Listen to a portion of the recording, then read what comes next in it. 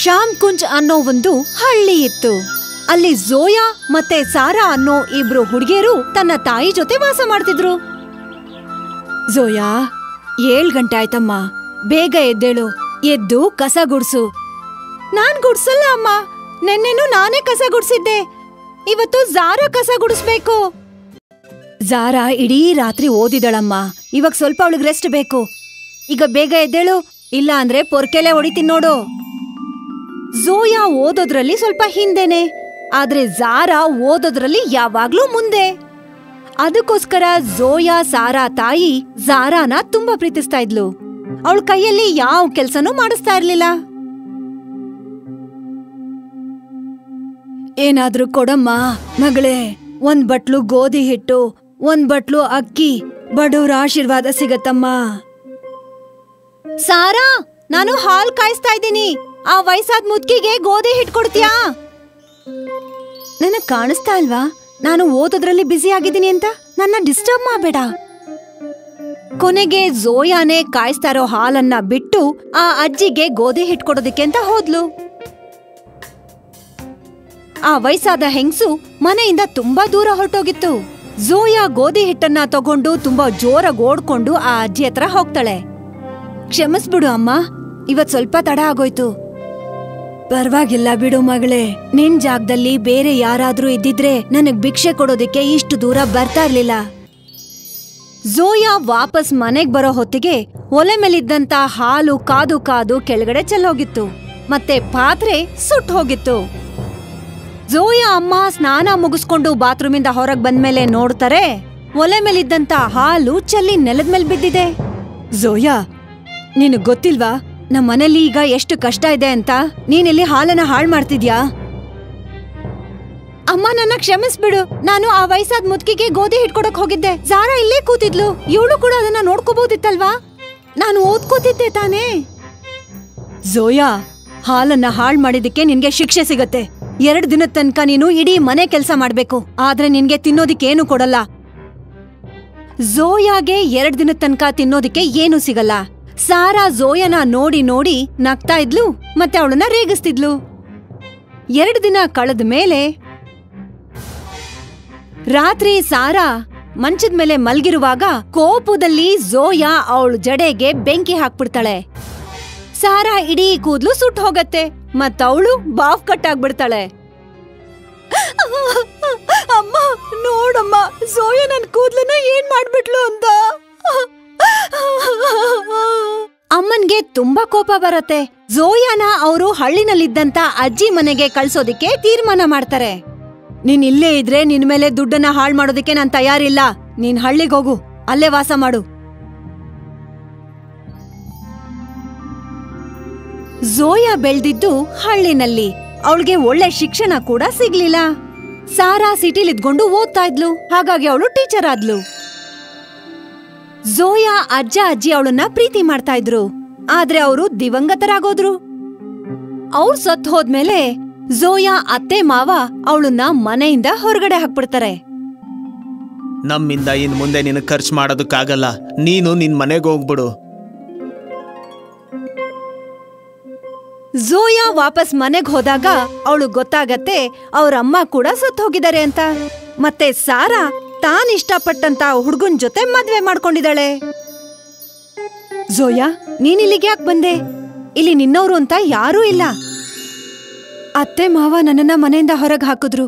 ವಾಸ ಮಾಡೋದಿಕ್ಕೆ ನನ್ಗೆ ಯಾವ್ದಾದ್ರೂ ಜಾಗ ಬೇಕು. ನಾನು ಮದ್ವೆ ಮಾಡ್ಕೋಬೇಕು. ಅಮ್ಮ ಈ ಮನೆನ ನನ್ನ ಹೆಸರಿಗೆ ಬರ್ತಿದ್ದಾರೆ. ಹೇಳ್ಬೇಕು ಅಂದ್ರೆ ಈ ಮನೇಲಿ ನಿನ್ಗೆ ಜಾಗ ಇಲ್ಲ. ಸ್ವಲ್ಪ ದಿನದ ನಂತರ ನನ್ಗೂ ಮಗು ಹುಟ್ಟತ್ತೆ. ಇಷ್ಟು ಸಣ್ಣ ಮನೇಲೆ ನನ್ ಕುಟುಂಬ ವಾಸ ಮಾಡೋದು ಕಷ್ಟ ಆಗತ್ತೆ. ಹಾಗಾಗಿ ನೀನ್ ಬೇರೆ ಯಾವ್ದಾದ್ರೂ ಜಾಗ ನೋಡ್ಕೋ. ಝೋಯಾ ಇಲ್ಲಿ ಅಲ್ಲಿ ತಿರುಗ್ತಾನೇ ಇದ್ಲು. ತುಂಬಾ ನೆಂಟರುಗಳ ಹತ್ರ ಅವಳು ಜಾಗ ಕೇಳ್ತಾಳೆ, ಆದ್ರೆ ತುಂಬಾ ದಿನ ಯಾರೂ ಅವಳನ್ನ ಅವ್ರ ಮನೇಲಿ ಇಟ್ಕೊಳ್ಳೋದಿಲ್ಲ. ಒಂದು ದಿನ ರೈಲ್ವೆ ಟ್ರ್ಯಾಕ್ ಮೇಲೆ ಕೂತ್ಕೊಂಡು ಅಳ್ತಾ ಇರುವಾಗ ಅದೇ ದಾರಿನಲ್ಲಿ ಹೋಗ್ತಾ ಇರೋ ಅಂತ ಒಂದ್ ಅಜ್ಜಿ ಅವಳಿಗೆ ಕಾಣಿಸ್ತಾಳೆ. ಒಂದು ಕಾಲದಲ್ಲಿ ಆ ಅಜ್ಜಿಗೆ ಅವಳು ಗೋಧಿ ಹಿಟ್ಕೊಡ್ತಾ ಇದ್ಲು. ಅಮ್ಮ, ನೀವಿನ್ನೂ ಜೀವಂತವಾಗಿದ್ದೀರಾ? ಹೌದು ಮಗಳೇ, ಈಶ್ವರನ್ ಕೃಪೆಯಿಂದ ನನ್ನ ಆಯಸ್ಸು ತುಂಬಾ ಜಾಸ್ತಿ ಇದೆ. ನೀನ್ ಯಾಕಮ್ಮ ಅಳ್ತಿದ್ಯಾ? ಝೋಯಾ ತನ್ನ ಎಲ್ಲಾ ಕಷ್ಟಗಳನ್ನು ಆ ವಯಸ್ಸಾದ ಮುದುಕಿಗೆ ಹೇಳ್ತಾಳೆ. ನನ್ ಜೊತೆ ಬಾರಮ್ಮ. ವಯಸ್ಸಾದ ಮುದುಕಿ ಝೋಯಾನ ಒಂದು ಹಲಸಿನ ಮರದ ಹತ್ರ ಕರ್ಕೊಂಡು ಹೋಗ್ತಾಳೆ. ಮತ್ತವಳು ಆ ಮರದಿಂದ ಒಂದು ಹಣ್ಣನ್ನ ಕಿತ್ತು ಝೋಯಾ ಕೊಡ್ತಾಳೆ. ಇದು ಸಾಧಾರಣ ಹಣ್ಣಲ್ಲಮ್ಮ. ಈ ಹಣ್ಣಿಗೆ ನಿನ್ ಮನ್ಸಿಗ್ ಬೇಕಾಗಿರೋ ರೂಪ ಕೊಡ್ಬೋದು. ಈ ಹಣ್ಣಿಗೆ ನೀನ್ ಯಾವ್ದೇ ರೂಪ ಕೊಟ್ರು 24 ಗಂಟೆ ಒಳಗೆ ಅದು ತನ್ನ ನಿಜವಾದ ರೂಪಕ್ ಬಂದ್ಬಿಡತ್ತೆ. ಹೇ ಜಾದುವಿನ ಹಣ್ಣೆ, ನೀನೊಂದು ಸಣ್ಣ ಮನೆ ಆಗು. ಕಣ್ರೆಪ್ಪೆ ಹೊಡೆಯೋ ಹೊತ್ತಿಗೆ ಆ ಹಣ್ಣು ಒಂದು ಸುಂದರ ಮನೆ ಆಗಿ ಬದಲಾಗತ್ತೆ. ಝೋಯಾ ಹತ್ರ ಈಗ ವಾಸ ಮಾಡೋದಕ್ಕೆ ಒಂದು ಮನೆ ಇತ್ತು. ಊಟ ಮಾಡೋದಿಕ್ಕೆ ಕಾಡಿಂದ ತರಕಾರಿ ಹಣ್ಣನ್ನ ಕಿತ್ಕೊಂಡ್ ಬರ್ತಿದ್ಲು. 24 ಗಂಟೆ ನಂತರ ಆ ಹಣ್ಣು ಮತ್ತೆ ತನ್ನ ನಿಜವಾದ ರೂಪಕ್ಕೆ ಬಂದಾಗ ಝೋಯಾ ಮತ್ತೆ ಅದಕ್ಕೆ ಆದೇಶ ಕೊಡ್ತಾ ಇದ್ಲು. ಇಡೀ ಹಳ್ಳಿನಲ್ಲಿ ಆ ಚಿನ್ನದ ಮನೆ ಚರ್ಚೆ ನಡೀತಾ ಇತ್ತು. ಈ ವಿಷಯ ಸಾರಾ ಕಿವಿಗೂ ಬೀಳತ್ತೆ. ಸಾರಾಗೆ ವಿಷಯ ಗೊತ್ತಾಗತ್ತೆ ಝೋಯಾ ಹತ್ರ ಒಂದು ಜಾದುವಿನ ಹಣ್ಣಿದೆ ಅಂತ. ಅದು ಯಾವ ರೂಪ ಬೇಕಾದ್ರೂ ತಾಳತ್ತೆ. ನಾನು ಚೆನ್ನಾಗಿ ಓದ್ಕೊಂಡು ಸರ್ಕಾರಿ ಕೆಲ್ಸದಲ್ಲಿದ್ರು ಕೂಡ ಇಷ್ಟು ಸಣ್ಣ ಮನೇಲಿ ವಾಸ ಮಾಡ್ತಾ ಇದ್ದೀನಿ. ಆದ್ರೆ ಝೋಯಾ ಓದಿಲ್ದೇ ಇದ್ರು ದೊಡ್ಡ ಮನೇಲಿ ವಾಸ ಮಾಡ್ತಿದ್ದಾಳೆ. ಸಾರಾ ತನ್ನ ಹುಟ್ಟುದಬ್ಬಕ್ಕೆ ಕರೆಯೋದಕ್ಕೆ ಅಂತ ಝೋಯಾ ಮನೆಗ್ ಹೋಗ್ತಾಳೆ. ಝೋಯಾ, ನಾನವತ್ತು ನಿನ್ಗೆ ಕೆಟ್ಟದಾಗ್ ಬೈದ್ಬಿಟ್ಟೆ. ಅದಕ್ಕೋಸ್ಕರ ನಾನ್ ನಿನ್ ಹತ್ರ ಕ್ಷಮೆ ಕೇಳ್ತೀನಿ. ಈಗ ನನ್ಗೆ ಬುದ್ಧಿ ಬಂದಿದೆ. ನಮ್ಮೋರ್ ಯಾವತ್ತಿದ್ರು ನಮ್ಮೋರೇ ಅಲ್ವಾ? ನನ್ ಹುಟ್ಟುದಬ್ಬದ ದಿನ ಪಾರ್ಟಿ ಇಟ್ಕೊಂಡಿದ್ದೀನಿ. ನೀನ್ ಖಂಡಿತ ಬರ್ಬೇಕು. ಝೋಯಾ ಆ ಜಾದುವಿನ ಹಣ್ಣಿನ ಜೊತೆ ಸಾರಾ ಮನೆಗ್ ಹೋಗ್ತಾಳೆ. ಕೇಕ್ ಕಟ್ ಮಾಡಿ ಪಾರ್ಟಿ ಮುಗಿದ ಮೇಲೆ ಅವತ್ತು ರಾತ್ರಿ ಝೋಯಾ ಅಲ್ಲೇ ಉಳ್ಕೋತಾಳೆ. ಜಾದುವಿನ ಹಲಸಿನ ಹಣ್ಣನ್ನ ಅವಳ ಪಕ್ಕಾನೇ ಇಟ್ಕೊಂಡಿರ್ತಾಳೆ. ಸಾರಾ ತನ್ನ ಗಂಡನಿಗೆ ಹೇಳ್ತಾಳೆ, ನೀವು ಯಾರಿಗೂ ಹೇಳ್ದೆ ಆ ಹಣ್ಣನ್ನ ತಗೊಂಡು ಅದನ್ನ ತಿನ್ಬಿಡಿ. ಸಾರಾ ಗಂಡ ಅದನ್ನ ಕತ್ತರಿಸಿ ಆ ಹಣ್ಣನ್ನ ತಿನ್ಬಿಡ್ತಾನೆ. ಮಾರನೇ ಬೆಳಿಗ್ಗೆ ಝೋಯಾ ಎದ್ದು ನೋಡ್ತಾಳೆ. ಅವಳಿಗೆ ಅವಳ ಹಣ್ಣು ಕಾಣಿಸೋದಿಲ್ಲ. ಸಾರಾ, ನನ್ ಪಕ್ಕನೆ ನಾನು ಜಾದುವಿನ ಹಣ್ಣಿಟ್ಟಿದ್ದೆ. ನೀನೇನಾದ್ರೂ ನೋಡಿದ್ಯಾ ಅದನ್ನ? ಇಲ್ಲ, ನಾನಂತೂ ನೋಡ್ಲಿಲ್ಲ. ಅಷ್ಟನ್ನ ಹೇಳಿ ಸಾರಾ ಸ್ನಾನಕ್ಕೆಂತ ಹೋಗ್ತಾಳೆ. ಜಾದುವಿನ ಹಣ್ಣೆ, ನೀನ್ ಎಲ್ಲೇ ಇರು, ಒಂದು ದೊಡ್ಡ ಬೆಲೂನ್ ಆಗು. ಝೋಯಾ ಯಾಕೆ ಹಾಗೆ ಹೇಳ್ತಾಳೆ ಅಂದ್ರೆ, ಒಂದ್ ವೇಳೆ ಆ ಹಣ್ಣು ದೊಡ್ಡ ಬೆಲೂನ್ ಆದ್ರೆ ಅದ್ ಎಲ್ಲೇ ಇದ್ರೂ ಅವಳಿಗೆ ಕಾಣಿಸತ್ತೆ ಅಂತ. ಇದ್ದಕ್ಕಿದ್ದ ಹಾಗೆ ಸಾರಾ ಗಂಡನ ಹೊಟ್ಟೆ ಊದ್ಕೊಳ್ಳೋದಕ್ ಶುರುವಾಗತ್ತೆ. ಯಾಕಂದ್ರೆ ಆ ಹಣ್ಣು ಅವನ್ ಹೊಟ್ಟೆ ಒಳಗಡೆ ಇತ್ತು. ಸಾರಾ, ಬೇಗನೆ ಇಲ್ಬಾ, ನನ್ ಹೊಟ್ಟೆ ಊದ್ಕೊಂಡು ಒಡ್ದೋಗೋ ತರ ಇದೆ. ಅಯ್ಯಯ್ಯೋ, ಇದೇನಾಗ್ತಾ ಇದೆ? ಅಯ್ಯೋ, ಯಾರಾದ್ರೂ ನನ್ ಗಂಡನ್ ಕಾಪಾಡಿ.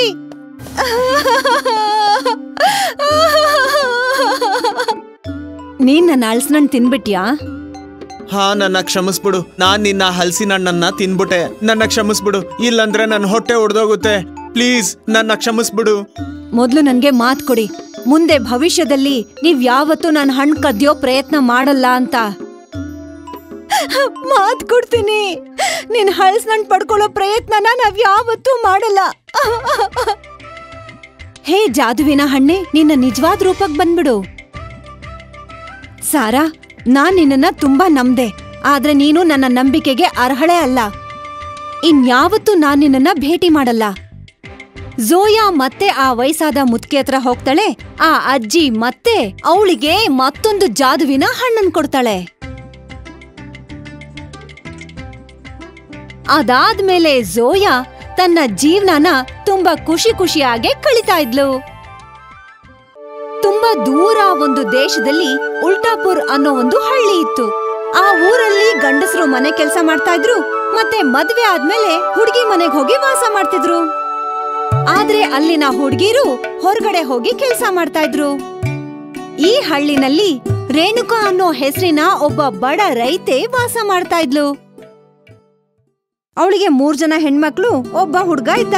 ಹುಡುಗಿಯರ ಹೆಸರೇನಂದ್ರೆ ಕೇಶವಿ, ಅಂಜಲಿ ಮತ್ತೆ ನಿಹಾರಿಕಾ. ಕೇಶವಿ ಮತ್ತೆ ಅಂಜಲಿ ಬೆಳ್ಳಿಗೆ ತುಂಬಾ ಸುಂದರವಾಗಿದ್ರು. ಆದ್ರೆ ನಿಹಾರಿಕಾ ಮುಖದ ಮೇಲೆ ಸುಟ್ಟು ಹೋಗಿರೋ ಒಂದು ಕಲೆ ಇತ್ತು. ಸಣ್ಣವಳಿದ್ದಾಗ ನಿಹಾರಿಕಾ ಮುಖದ ಮೇಲೆ ಬಿಸಿ ಹಾಲ್ ಬಿದ್ಬಿಟ್ಟಿರತ್ತೆ. ಅದೇ ಕಾರಣದಿಂದ ಅವಳ ಮುಖದಲ್ಲಿ ಸುಟ್ಟು ಹೋಗಿರೋ ಕಲೆ ಬಿದ್ದಿರತ್ತೆ. ಕೇಶವಿ ಮತ್ತೆ ಅಂಜಲಿ ನಿಹಾರಿಕಾಗೆ ಯಾವಾಗ್ಲೂ ಹೇಳ್ತಿರ್ತಾರೆ, ನೀನು ನಮ್ಮಿಬ್ರಷ್ಟು ಸುಂದರವಾಗಿಲ್ಲ ಅಂತ. ನೀನು ಕಪ್ಪುಗಿದ್ಯಾ, ಮುಖದ ಮೇಲೆ ಕಲೆ ಕೂಡ ಇದೆ ಅಂತಿರ್ತಾರೆ.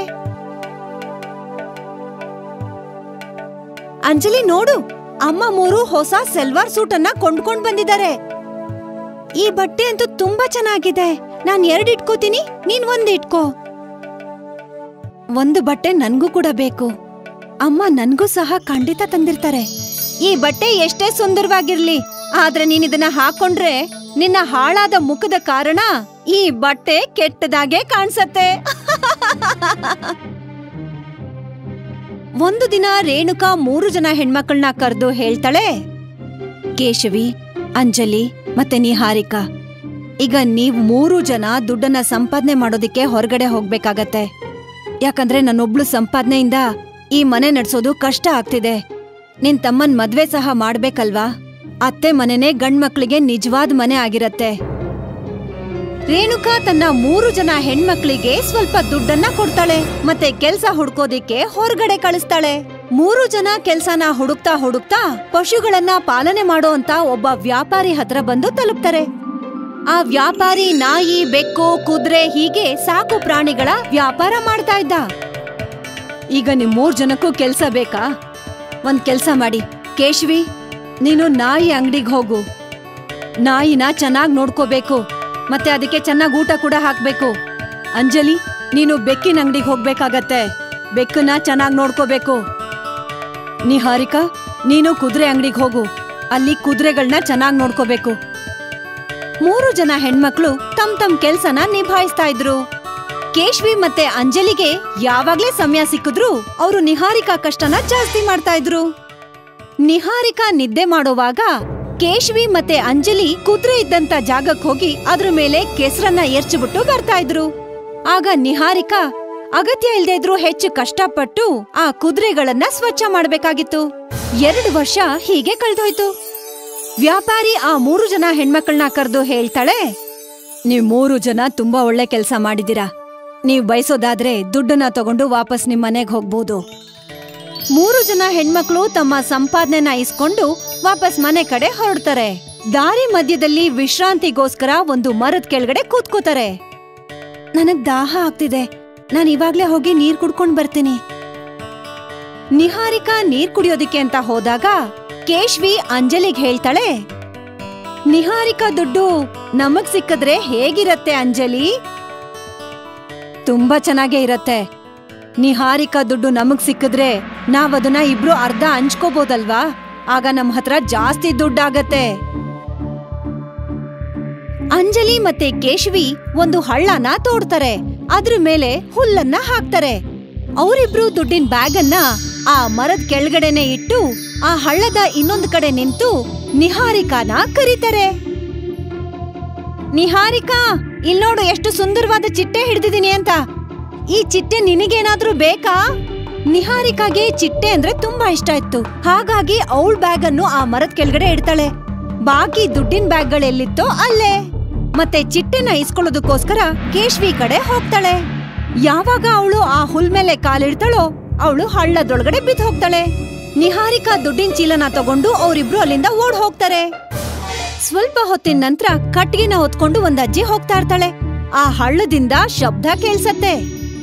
ಕೇಳಿಸ್ಕೊಳ್ಳಿ, ಯಾರಾದ್ರೂ ಹೊರಗಡೆ ಇದ್ದೀರಾ? ನನಗ್ ಸಹಾಯ ಮಾಡಿ, ನನ್ನನ್ನ ಇಲ್ಲಿಂದ ಮೇಲೆ ಕರ್ಕೊಳ್ಳಿ. ಆ ಅಜ್ಜಿ ಹೇಗೋ ಮಾಡಿ ಹಗ್ಗದಿಂದ ಅವಳನ್ನ ಮೇಲೆ ಕೆತ್ತುತ್ತಾರೆ. ಆ ಹಳ್ಳಕ್ ಬಿದ್ದಿದ್ರಿಂದ ನಿಹಾರಿಕಾ ಕಾಲ್ ಮೂಳೆ ಮುರಿದು ಹೋಗಿರತ್ತೆ. ನಿಹಾರಿಕಾ ಸರಿ ಹೋಗೋದಿಕ್ಕೆ ಕೆಲವು ತಿಂಗಳುಗಳೇ ತಗೊಳತ್ತೆ. ತಿಂಗಳುಗಳ ನಂತರ ಅವಳು ವಾಪಸ್ ಮನೆಗ್ ಬಂದಾಗ ಅವಳು ಗೊತ್ತಾಗತ್ತೆ ಅವ್ರಮ್ಮ ಸತ್ ಹೋಗಿದ್ದಾರೆ ಅಂತ. ಮತ್ತೆ ತಮ್ಮನ್ಗೆ ಮದ್ವೆ ಕೂಡ ಆಗೋಗಿರತ್ತೆ. ಅಂಜಲಿ ಮತ್ತೆ ಕೇಶವಿ ಕೂಡ ಮದ್ವೆ ಮಾಡ್ಕೊಂಡಿರ್ತಾರೆ. ನಿಹಾರಿಕಾ, ನಿನ್ಗೆ ಈ ಮನೆಯಲ್ಲಿ ಜಾಗ ಇಲ್ಲ. ನಾನು ಮತ್ತೆ ಕೇಶವಿ ನೀನ್ ಈ ಮನೇಲಿರೋದಿಕ್ಕೆ ಅವಕಾಶ ಕೊಡಲ್ಲ. ಇವಾಗ್ಲೇ ಇಲ್ಲಿಂದ ಹೊರಟೋಗು. ಇನ್ಯಾವತ್ತೂ ಈ ಕಡೆ ಮುಖ ಹಾಕಿ ಕೂಡ ಮಲಗ್ಬೇಡ. ನಿಹಾರಿಕಾ ಹತ್ರ ದುಡ್ಡೇ ಇರ್ಲಿಲ್ಲ. ಹಾಗಾಗಿ ಪಾಪ ಅವಳು ಈ ಕಡೆ ಆ ಕಡೆ ಹಸ್ಕೊಂಡು ತಿರುಗ್ತಾ ಇದ್ಲು. ನಿಹಾರಿಕಾಯಿಂದ ಇನ್ನು ನಡೆಯೋದಕ್ಕಾಗಲ್ಲ ಅಂದಾಗ ಅವಳೊಂದು ಮರದ ಕೆಳಗಡೆ ಕೂತ್ಕೋತಾಳೆ. ಅದೊಂದು ಒಣಗೋಗಿರೋ ಪಪ್ಪಾಯ ಮರ ಆಗಿತ್ತು. ಒಂದ್ ವೇಳೆ ಈ ಮರದಲ್ಲಿ ಹಣ್ಣಿದ್ದಿದ್ರೆ ನನಗ್ ತುಂಬಾ ಹಸುವಾಗ್ತಿದೆ. ಆಗ ಆ ಮರದಿಂದ ಒಂದು ಧ್ವನಿ ಕೇಳಿಸುತ್ತೆ. ಕೇಳು ಹುಡುಗಿ, ಸ್ವಲ್ಪ ಪಾತಿ ಕಟ್ಟಿ ನನಗೆ ಸ್ವಲ್ಪ ನೀರ್ ಕೊಡ್ತೀಯಾ? ಒಣಗೋಗ್ತಾ ಇದ್ದೀನಿ. ಅಯ್ಯೋ, ನನ್ ಕಿವಿಗೆ ಏನಾಗಿದೆ? ಈ ಶಬ್ದ ಎಲ್ಲಿಂದ ಬರ್ತಾ ಇದೆ? ನಾನು ಚಮತ್ಕಾರದ ಮರ, ನನ್ನಿಂದ ಮಾತಾಡಕ್ಕಾಗುತ್ತೆ. ನೀನು ಒಂದ್ ವೇಳೆ ಪಾತಿ ಕಟ್ಟಿ ನನಗೆ ನೀರ್ ಹಾಕಿದ್ರೆ ಮತ್ತೆ ನಾನು ಹಚ್ಚ ಹಸ್ರಾಗ್ತೀನಿ. ನಿಹಾರಿಕಾ ಆ ಮರದ ಸುತ್ತ ಒಂದು ಗುಂಡಿ ತೋಡ್ತಾಳೆ ಮತ್ತದ್ರಲ್ಲಿ ನೀರನ್ನ ಹಾಕ್ತಾಳೆ. ಆಗ ಆ ಮರ ಚಿಗ್ರೋಗತ್ತೆ. ಅದ್ರಲ್ಲಿ ದೊಡ್ಡ ದೊಡ್ಡ ಪಪ್ಪಾಯ ಕೂಡ ಬೀಳತ್ತೆ. ಅದೇ ಸಮಯಕ್ಕೆ ಆ ಮರದಿಂದ ಒಂದ್ ಹಣ್ಣು ಕೆಳಗಡೆ ಬೀಳತ್ತೆ ಮತ್ತದು ಒಂದು ಮನೆ ಆಗಿ ಬದಲಾಗತ್ತೆ. ಅರೆ ವಾ, ಇಷ್ಟು ಸುಂದರವಾದ ಪಪ್ಪಾಯ ಮನೆ! ಹಾ, ನನ್ನ ಹಣ್ಣನ್ನ ನೀನು ಎಲ್ಲಿ ಬೀಳಿಸ್ತೀಯೋ ಅಲ್ಲಿ ಈ ತರ ಒಂದು ಮನೆ ಆಗುತ್ತೆ. ಈ ಮನೆ ಒಳಗೆ ಎಲ್ಲ ವ್ಯವಸ್ಥೆ ಇದೆ. ಟ್ಯಾಂಕ್ ಅಲ್ಲಿ ನನ್ನ ಜ್ಯೂಸ್ ಇರುತ್ತೆ. ನೀನ್ ಅದನ್ನ ಕುಡ್ದು ಹೊಟ್ಟೆ ತುಂಬಿಸ್ಕೋಬಹುದು, ದಾಹ ತೀರಿಸ್ಕೋಬಹುದು.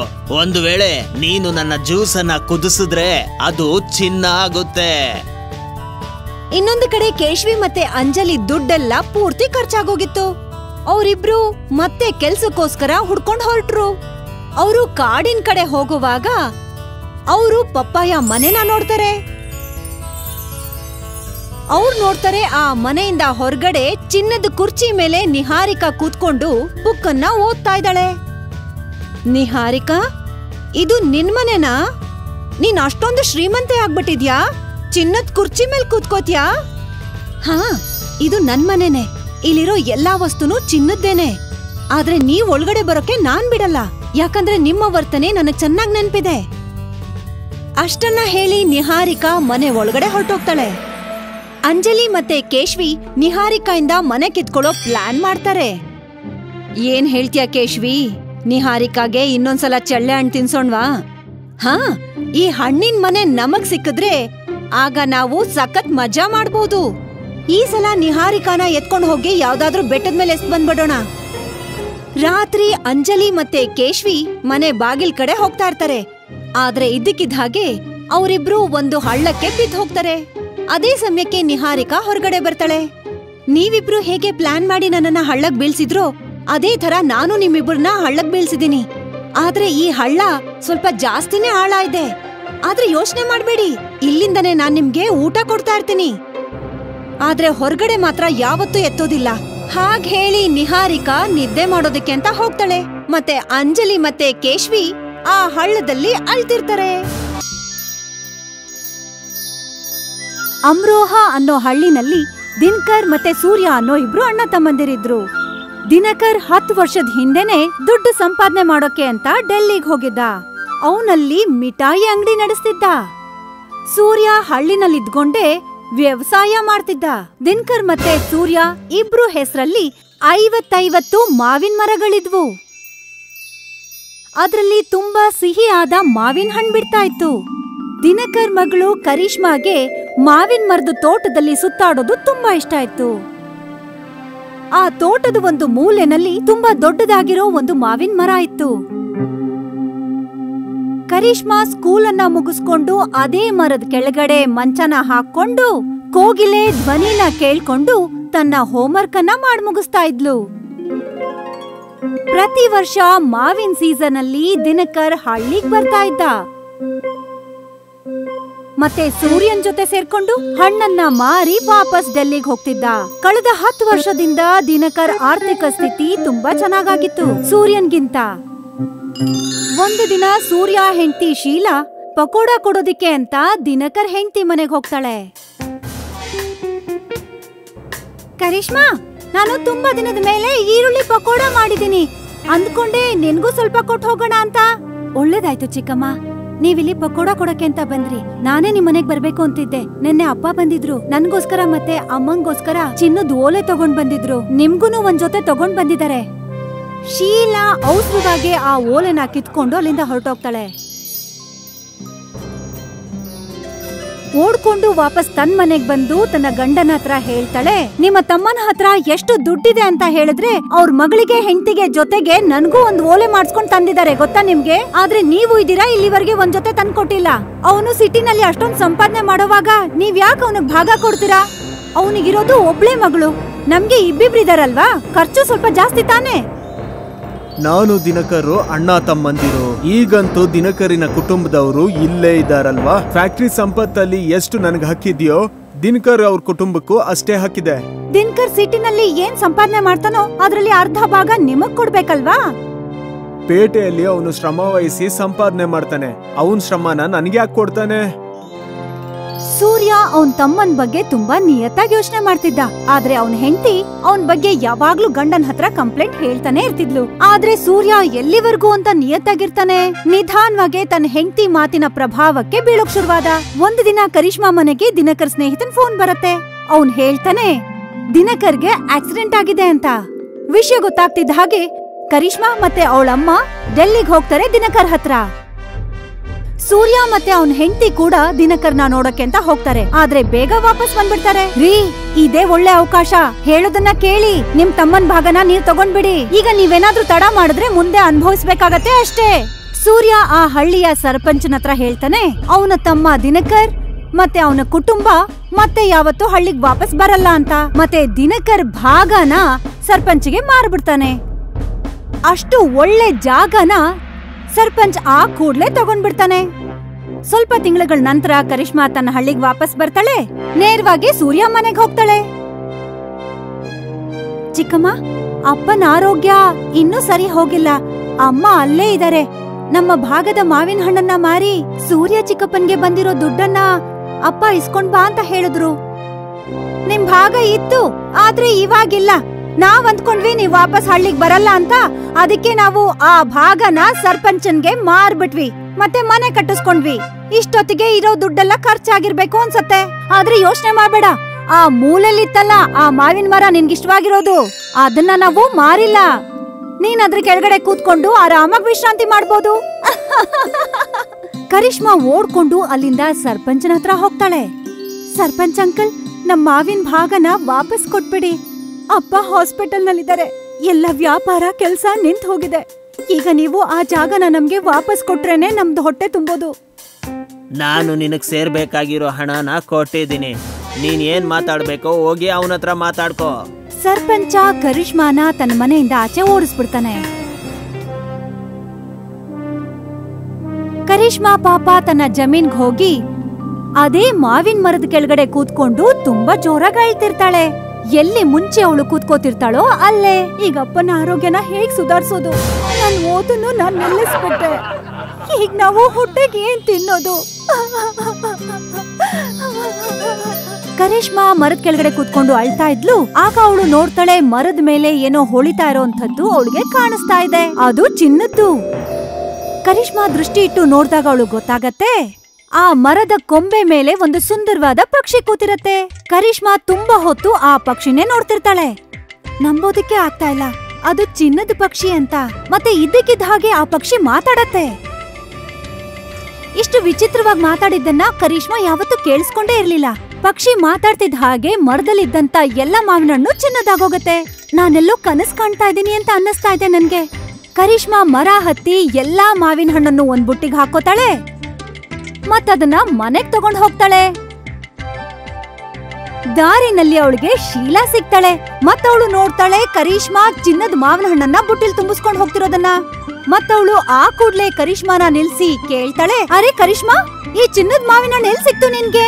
ನೀವು ಆ ಮೂಲೆ ಮಾವಿನ ಮರನ ನಮ್ಗೋಸ್ಕರ ಬಿಟ್ಟಿದ್ದು ಒಳ್ಳೇದಾಯ್ತು ಚಿಕ್ಕಮ್ಮ. ಆ ಮರದಲ್ಲಿ ಒಂದು ಚಿನ್ನದ ಪಕ್ಷಿ ಬಂದಿತ್ತು, ತುಂಬಾ ಮುದ್ದಾಗಿತ್ತು. ಅದ್ ಯಾವಾಗ ಮಾತಾಡ್ತೋ ಆ ಮರದಲ್ಲಿದ್ದಿದ್ ಎಲ್ಲಾ ಹಣ್ಣು ಚಿನ್ನದಾಗೋಯ್ತು. ನಾನಿದನ್ನ ಮಾರೋದಕ್ಕೆ ಸಿಟಿಗ್ ತಗೊಂಡ್ ಹೋಗ್ತಾ ಇದೀನಿ, ಇದನ್ನ ಮಾರೋದಕ್ಕೆ. ಶೀಲಾ ಆ ಕೂಡ್ಲೆ ಪಕ್ಷಿ ಬಗ್ಗೆ ತನ್ನ ಗಂಡನ ಹತ್ರ ಹೇಳ್ತಾಳೆ.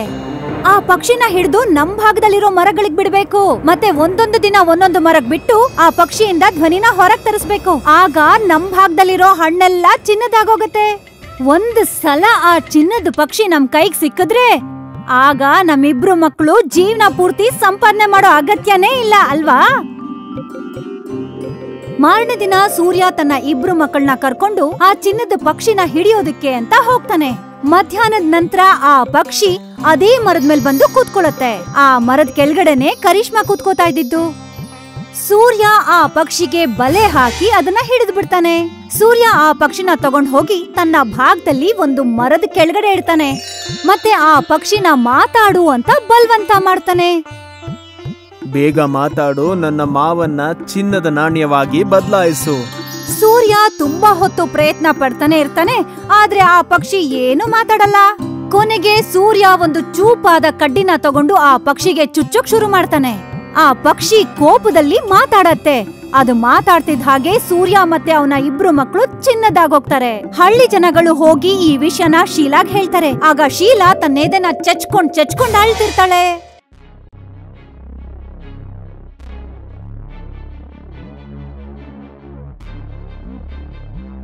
ಪಾನ್ ಸಿಂಗ್ ಹಳ್ಳಿನಲ್ಲಿ ದೊಡ್ಡ ಗೂರ್ಖ ಆಗಿದ್ದ. ಅವನ ಧೈರ್ಯಶಾಲಿಯಿಂದ ದೊಡ್ಡ ದೊಡ್ಡ ಕಳ್ಳರು ಕೂಡ ಹೆದರ್ಕೋತಾ ಇದ್ರು. ಪಾನ್ ಸಿಂಗ್ ನ ತಮ್ಮ ನರೇಶ್ ತುಂಬಾ ದೊಡ್ಡ ಕುಡ್ಕ ಆಗಿದ್ದ. ಪಾನ್ ಸಿಂಗ್ ಅವನ್ಗೆ ಹೊಡೆದು ಬಡ್ದು ಬುದ್ಧಿ ಹೇಳಿದ್ದ. ಅವನಿಗೆ ಮದ್ವೆ ಕೂಡ ಮಾಡಿಸಿದ್ದ. ಆದ್ರೆ ಇವತ್ತು ಪಾನ್ ಸಿಂಗ್ ಹಾಸಿಗೆ ಬಿಟ್ಟು ಹೇಳೋ ಪರಿಸ್ಥಿತಿನಲ್ಲಿರ್ಲಿಲ್ಲ. ಇದ್ಯಾವಾಗಿಂದ ಅಂದ್ರೆ ಪಾನ್ ಸಿಂಗ್ ಹೆಂಡತಿ ಸತ್ತಾಗಿಂದ. ಒಂದು ದಿನ ಪಾನ್ ಸಿಂಗ್ ಟ್ರೈನಿಂಗಿಗೆ ಅಂತ ಹೋಗಿದ್ದಾಗ ಪಾನ್ ಸಿಂಗ್ ಹೆಂಡತಿಗೆ ಜ್ವರ ಬಂದಿತ್ತು. ಅವಳು ಮನೇಲಿದ್ದಂತ ಹಳೆ ಔಷಧಿನ ತಿಂದಿದ್ಲು, ಅದು ಎಕ್ಸ್ಪೈರಿ ಆಗಿತ್ತು. ಹೆಂಡತಿ ಸತ್ತಿದ ಆಘಾತನ ಅವನಿಂದ ತಡ್ಕೊಳ್ಳೋದಕ್ಕಾಗ್ಲಿಲ್ಲ. ಅವನ್ಗೆ TB ಕಾಯಿಲೆ ಬಂದ್ಬಿಡ್ತು. ಅವತ್ತಿಂದ ಪಾನ್ ಸಿಂಗ್ ಬೆಡ್ ಹಿಡ್ದಿದ್ದ. ಅವನ್ ಮಗಳು ಗೌರಿ ಅವನ್ನ ಸೇವೆ ಮಾಡ್ತಾ ಇದ್ಲು. ಅಪ್ಪ, ಸ್ವಲ್ಪನಾದ್ರೂ ತಿನ್ನಿ ಅಪ್ಪ, ಹೊಟ್ಟೆಗೇನು ತಿಂದೆ ಮಾತ್ರೆ ತಿನ್ಬಾರ್ದು ಅಂತ ಡಾಕ್ಟರ್ ಹೇಳಿದ್ದಾರೆ. ನನ್ಗೇನು ತಿನ್ನೋದಕ್ಕೆ ಅನ್ನಿಸ್ತಿಲ್ಲ ಗೌರಿ. ನವರಾತ್ರಿಯ ಕೊನೆ ದಿನ ಬರ್ತಿದೆ.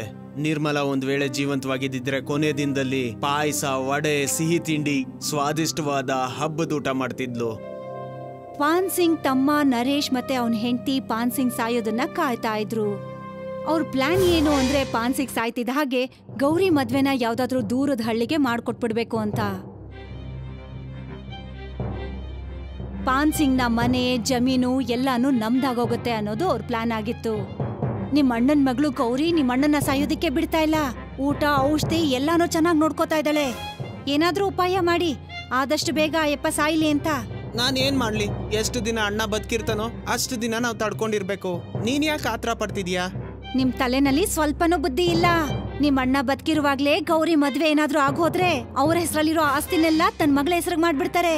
ಆಮೇಲೆ ಏನ್ ಮಾಡಕ್ಕಾಗತ್ತೆ? ಹಾ, ನಿಮ್ ಕೈಯಲ್ಲಿ ಆಗಲ್ಲ ಅಂದ್ರೆ ಹೇಳಿ, ನಾನೇ ಏನಾದ್ರೂ ಮಾಡ್ತೀನಿ. ನೀನ್ ಅವ್ರನ್ನ ಹೇಗ್ ನೋಡ್ಕೊಂತೀಯ? ನರೇಶ್ ಹೆಂಡತಿ ಮೆಡಿಕಲ್ ಶಾಪ್ ಅವನ್ಗೆ ಸ್ವಲ್ಪ ದುಡ್ಡು ಕೊಟ್ಟು ಪಾನ್ ಸಿಂಗ್ ಯಾವ ತರ ಮಾತ್ರೆ ತಿಂತಾ ಇದ್ನೋ ಅದೇ ತರ ಮಾತ್ರೆಗಳನ್ನ ಎಕ್ಸ್ಪೈರಿ ಆಗಿರೋದನ್ನ ತಗೊಂಡ್ ಬರ್ತಾಳೆ. ಅವಳು ಪಾನ್ ಸಿಂಗ್ ಮಾತ್ರೆ ತಗೊಳ್ಳೋ ಜಾಗದಲ್ಲಿ ಅದನ್ನ ತಗೊಂಡೋಗಿಡ್ತಾಳೆ. ಮಾರನೇ ದಿನ ಗೌರಿ ಡೇಟ್ ಅನ್ನ ನೋಡ್ದೆ ತನ್ನ ತಂದೆಗೆ ಆ ಮಾತ್ರೆನ ಕೊಟ್ಬಿಡ್ತಾಳೆ. ಮತ್ತೆ ಪಾನ್ ಸಿಂಗ್ ದೇವ್ರಿಗೆ ಪ್ರಿಯನಾಗೋಗ್ತಾನೆ. ಅಪ್ಪ, ನೀವ್ ನನ್ನ ಬಿಟ್ಟು ಇಷ್ಟ ಬೇಗ ಹೋಗಕ್ ಹೇಗ್ ಸಾಧ್ಯ? ಮೊದ್ಲು ಅಮ್ಮ ನನ್ನ ಬಿಟ್ಟು ಹೋದ್ರು, ಇವಾಗ ನೀವು ಕೂಡ ನನ್ನ ಬಿಟ್ಟು ಹೋಗ್ತಿದ್ದೀರಾ. ಸಮಾಧಾನ ಮಾಡ್ಕೋ ಗೌರಿ, ದೇವ್ರ ಇಚ್ಛೆಯಂತೆ ಆಗಿದೆ. ನಾವಿದೀವಿ ಅಲ್ಲ, ನಿನ್ನ ತಂದೆ ತಾಯಿ ಜಾಗನ ತುಂಬೋದಕ್ಕೆ ಯೋಚನೆ ಮಾಡ್ಬೇಡ. ಮತ್ತೆ ಅದ್ದೂರಿಯಾಗೆ ನಿನಗ್ ಮದ್ವೆ ಮಾಡ್ಕಳಿಸ್ತೀವಿ. ತುಂಬಾ ದೂರದಲ್ಲಿರೋ ಒಂದ್ ಹಳ್ಳಿಗೆ, ಬಡ ಕುಟುಂಬಕ್ಕೆ ಗೌರಿ ಮದ್ವೆನ ಮಾಡಿ ಕಳಿಸ್ಬಿಡ್ತಾರೆ. ಹೋಗು ಗೌರಿ, ನಿನ್ ಗಂಡನ್ ಮನೆಯಲ್ಲಿ ನೀನು ಆರಾಮಾಗಿರು.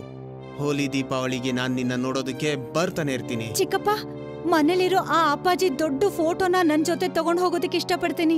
ಹಾ, ಖಂಡಿತ ತಗೊಂಡೋಗು. ನಾವ್ ಆ ಫೋಟೋನ ಇಟ್ಕೊಂಡು ಏನ್ ಮಾಡ್ತೀವಿ ಹೇಳು? ಅಣ್ಣ ಅಂತೂ ನಮ್ ಹೃದಯದಲ್ಲಿದ್ದಾರೆ. ಗೌರಿ ತನ್ನ ಗಂಡನ್ ಮನೆಗ್ ಹೋದಾಗ ಅವ್ರ ಮನೆ ಪರಿಸ್ಥಿತಿ ಏನು ಅಂತ ಗೌರಿಗೆ ಅರ್ಥ ಆಗತ್ತೆ. ಆ ಮನೆಯಲ್ಲಿ ಬಡತನ ಅನ್ನೋದು ತುಂಬಿರತ್ತೆ. ಯಾವತ್ತು ತನ್ನ ಗಂಡ ಕೆಲ್ಸಕ್ ಹೋಗೋದಿಲ್ವೋ ಆವತ್ತು ಗೌರಿ ರೊಟ್ಟಿ ಚಟ್ನಿ ತಿಂದು ಮಲಗ್ಬೇಕಾಗಿರತ್ತೆ. ಚಿಕ್ಕಪ್ಪ ನನ್ಗೆ ಯಾಕೆ ಎಷ್ಟೊಂದು ಅನ್ಯಾಯ ಮಾಡಿದ್ರು? ಅವ್ರು ಹೇಳ್ತಾ ಇದ್ರು ನನ್ನ ಗಂಡ 200 ಎಕರೆ ಜಮೀನಿನ ಮಾಲೀಕ ಅಂತ.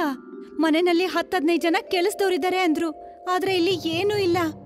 ಮದ್ವೆ ಆಗಿ ಎಷ್ಟೋ ತಿಂಗಳುಗಳು ಕಳೆದ ಮೇಲೂ ಕೂಡ ಗೌರಿ ಬಗ್ಗೆ ವಿಚಾರಿಸ್ಕೊಳ್ಳೋದಿಕ್ಕೆ ಒಂದ್ಸಲ ಕೂಡ ನರೇಶ್ ಹೋಗೋದಿಲ್ಲ. ಆಗ ಗೌರಿಗೆ ಅರ್ಥ ಆಗತ್ತೆ ಅವ್ರ ಚಿಕ್ಕಪ್ಪ ನರೇಶ್ ಅವಳಿಗೆ ಮೋಸ ಮಾಡಿ ಅವಳನ್ನ ದೂರ ಮಾಡಿದ್ದಾರೆ ಅಂತ. ಗೌರಿ ಬರೋವಾಗ ತನ್ನ ತಂದೆ ಫೋಟೋ ತಂದಿದ್ಲಲ್ಲ, ಅದನ್ನ ಮುಂದೆ ಇಟ್ಕೊಂಡು ಪ್ರತಿದಿನ ಅಳ್ತಾ ಇರ್ತಾಳೆ. ಒಂದು ದಿನ ಅಳ್ತಾ ಅಳ್ತಾ ಗೌರಿಗೆ ನಿದ್ದೆ ಬಂದ್ಬಿಡತ್ತೆ. ಆಗ ಅವಳಿಗೊಂದು ಕನ್ಸು ಬೀಳತ್ತೆ. ಕನ್ಸಲ್ಲಿ ಅವಳು ನೋಡ್ತಾಳೆ, ಅವಳ ತಂದೆ ಫೋಟೋ ಅವಳ ಜೊತೆ ಮಾತಾಡ್ತಿರತ್ತೆ. ನೀನ್ ಅಳ್ಬೇಡ ಮಗ್ಳೆ, ನಾನು ಯಾವಾಗ್ಲೂ ನಿನ್ ಜೊತೆನೆ ಇರ್ತೀನಿ.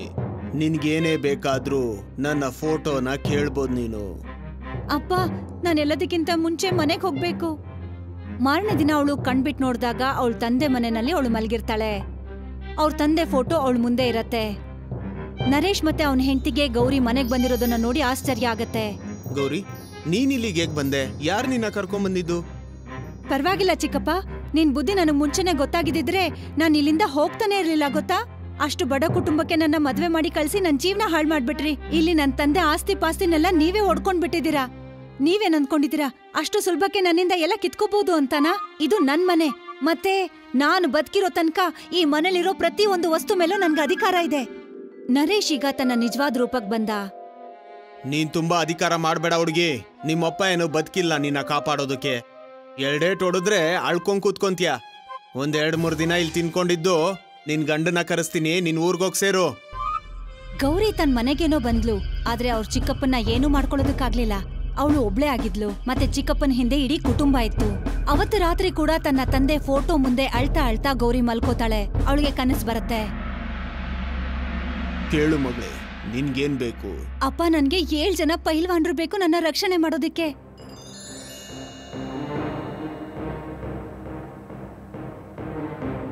ಮಾರನೇ ದಿನ ಗೌರಿ ಎದ್ದಾಗ 7 ಜನ ಪೈಲ್ವಾನ್ರು ಅವಳ ಮುಂದೆ ನಿಂತಿರ್ತಾರೆ. ಗೌರಿ ನರೇಶ್ ಹತ್ರ ಹೋಗಿ ಹೇಳ್ತಾಳೆ, ಚಿಕ್ಕಪ್ಪ, ನೀವ್ ನನ್ನನ್ನ ಬಲವಂತವಾಗಿ ನನ್ನ ಗಂಡನ್ ಮನೆ ಕಳ್ಸೋದು ಅಥವಾ ಮನೆಯಿಂದ ಹೊರಗಡೆ ಹಾಕೋ ಪ್ರಯತ್ನ ಮಾಡಿದ್ರೆ ಈ 7 ಜನ ಪೈಲ್ವಾನ್ರು ನಿಮ್ಗೊಳ್ಳೆ ಬುದ್ಧಿ ಕಲಿಸ್ತಾರೆ. 7 ಜನ ಪೈಲ್ವಾನ್ಗಳನ್ನ ನೋಡಿ ನರೇಶ್ಗೆ ಭಯ ಆಗತ್ತೆ. ಅವನಿಗೆ ಅರ್ಥನೇ ಆಗ್ತಿರೋದಿಲ್ಲ ಇದಕ್ಕಿದ್ದ ಹಾಗೆ ರಾತ್ರೋರಾತ್ರಿ 7 ಜನ ಪೈಲ್ವಾನ್ರು ಎಲ್ಲಿಂದ ಬಂದ್ರು ಅಂತ.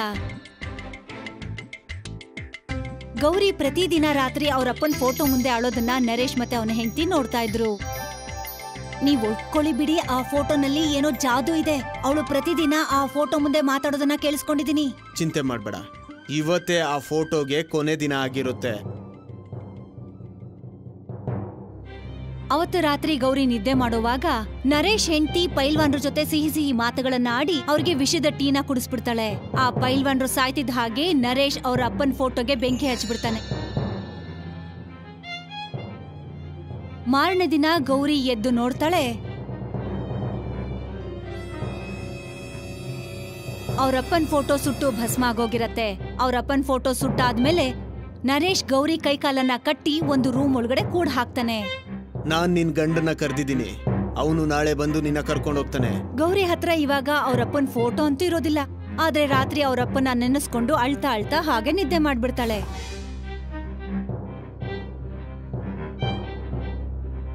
ಆ ರಾತ್ರಿ ಮತ್ತೆ ಅವಳಿಗೆ ಕನ್ಸು ಬೀಳತ್ತೆ. ಅಳ್ಬೇಡ ಮಗಳೇ, ಆ ಫೋಟೋ ಒಂದು ಮಾಧ್ಯಮ ಅಷ್ಟೇ. ನಿಜವಾದ ಚಮತ್ಕಾರ ಇರೋದು ನೆನಪಲ್ಲಿ.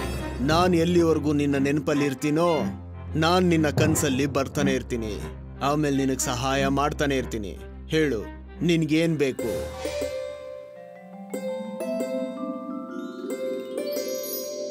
ಈ ಸಲ ಗನ್ನೀರು ಅಂತ 7 ಜನ ಪೈಲ್ವಾನ್ರನ್ನ ಕೇಳ್ಕೊಂಡಿರ್ತಾಳೆ. ನರೇಶ್ ಮತ್ತೆ ಅವನ ಹೆಂಡತಿ ಅಲ್ಲಿಂದ ಹೇಗ್ ಓಡ್ ಹೋಗ್ತಾರೆ ಅಂದ್ರೆ ಮತ್ತೆ ವಾಪಸ್ ಯಾವತ್ತೂ ತಿರುಗಿ ನೋಡೋದಿಲ್ಲ.